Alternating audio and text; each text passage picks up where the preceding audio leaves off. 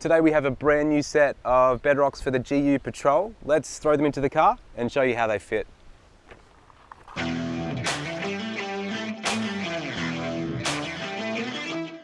Okay, so we've got the Bedrocks fitted into the car, and there's a couple of really cool things going on here.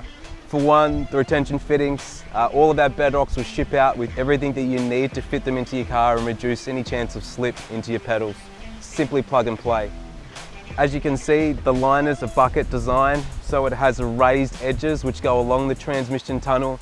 Underneath your pedals, has a cutout for the accelerator base plate, and from there, as with all of our liners, this liner extends over the sill, which means that anything that leaves your feet leaves the car.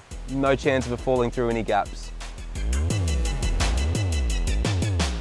Your front passenger, much like your driver's side, it's a bucket design, which means that you've got the raised edges, which gives you protection over your kick panels. It also extends out under the dash to provide the most protection as possible. From there, the liner also extends out over the sill, so anything that leaves your feet leaves the car. Okay, so your rear liner.